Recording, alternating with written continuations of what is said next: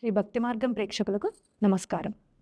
వారాహి అమ్మవారి ఉత్సవాల్లో ద్వాదశ రాశుల వారు ఎలాంటి పూజా విధానం పాటించడం వల్ల ఎలాంటి సత్ఫలితాలు పొందుతారో మనకు వివరించడానికి మనతో పాటు ఉన్నారు జ్యోతిష్య ఆచార్య, ఉత్తమ జ్యోతిష్యరత్న అవార్డు గ్రహీత శ్రీమాన్ కాండూరి వంశీకృష్ణమాచార్యులు గారు. నమస్కారం గురువుగారు. ఆయుష్మాన్ భవ. ముందుగా గురువులకు నమస్కారం తెలుపుకుందాం. ఆపదాపహత్తారం ధాతారం సర్వసంపదాం లోకాభిరామం శ్రీరామం భూయోద్భూయో నమామ్యహం.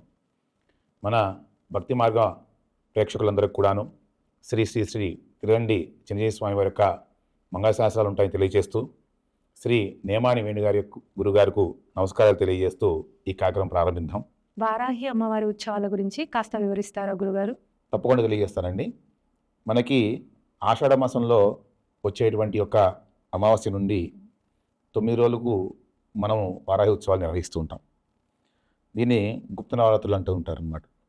వారాహి అమ్మవారు అంటేను సాక్షాత్తు విష్ణుమూర్తి యొక్క వరాహ రూపము స్త్రీ రూపంగా భావించి మన అమ్మవారిని కొలుస్తూ ఉంటాం అన్నమాట. అదేవిధంగా లలితా అమ్మవారి యొక్క సైన్యాధ్యక్షురాలుగా అమ్మవారు వ్యవహరిస్తూ ఉంటుంది. ఎవరికైతే దృష్టి బాధలు కానీ లేదంటే నరఘోష బాధలు కానీ ఉన్నట్లయితే వీరు ఈ అమ్మవారి యొక్క పూజలు చేసుకోవడం వల్ల చాలా విశేషమైన ఫలితాలు కలుగుతూ ఉంటాయి వీరందరికీ కూడా.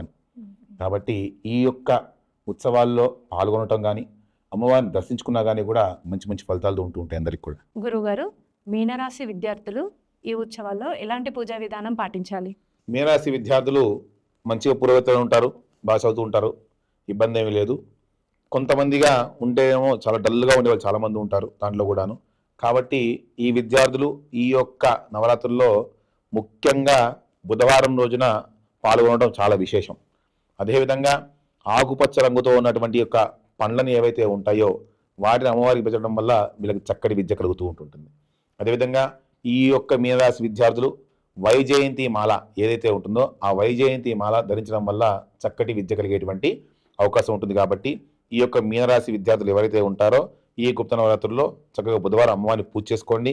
అదేవిధంగా వైజయంతి మాల ఏదైతే ఉంటుందో అది ధరించేటువంటి అవకాశం చేసుకోండి. అదేవిధంగా ఆకుపచ్చ రంగుతో ఉన్నటువంటి యొక్క పండ్లు ఏవైతే ఉంటాయో ఆ పండ్లని అమ్మవారికి నైవేద్యంగా పెట్టేటువంటి ప్రయత్నం చేయండి. మీకు చక్కటి విద్య లభిస్తుంది. గురువుగారు, మీనరాశి ఉద్యోగస్తులు ఈ ఉత్సవాల్లో ఎలాంటి పూజా విధానం పాటించాలి? మీనరాశి ఉద్యోగం కావాలనుకున్న వాళ్ళు, ఉద్యోగంలో స్థిరపడాలనుకున్న వాళ్ళు అమ్మవారి ఉత్సవాల్లో తప్పనిసరిగా పాల్గొనండి. అదేవిధంగా మీరు 9 రోజులు కూడాను ఈ అమ్మవారికి నియమంగా పూజ చేయాల్సిన అవకాశం ఉంది.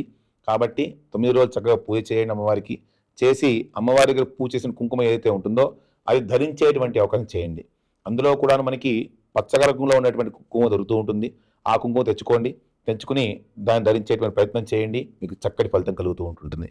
గురుగారు, మీనరాశి వారు వ్యాపారాభివృద్ధి కోసం ఈ ఉత్సవాల్లో ఎలాంటి పూజా విధానం పాటించాలి?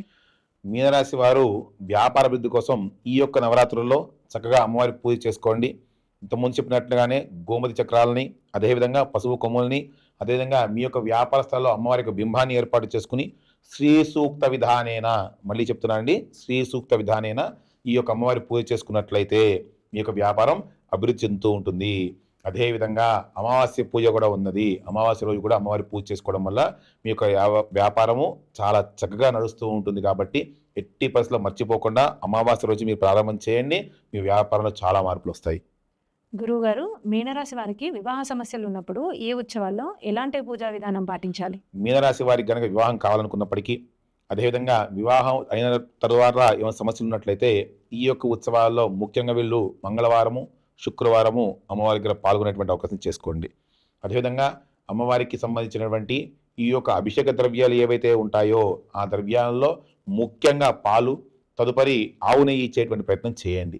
చేసినట్లయితే మీకున్న దోషాలు తొందరగా తొలగిపోయేటువంటి అవకాశం ఉంటుంది.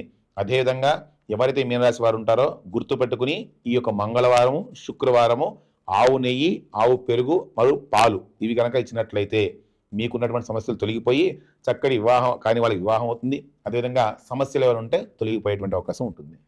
గురుగారు, మీనరాశి వారు భూ సమస్యలు గాని, కోర్టు సమస్యలతో బాధపడుతున్నప్పుడు ఈ ఉత్సవాల్లో ఎలాంటి పూజా విధానం పాటించాలి? ఎట్టి పరిస్థితిలో కోర్టు సమస్యలు ఉన్న వాళ్ళండి మళ్ళీ చెప్తా ఉన్నాను. ఈ యొక్క నవరాత్రుల్లో మీరు సాయంత్రం వేళ అమ్మవారి పూజలో పాల్గొనాల్సిందే.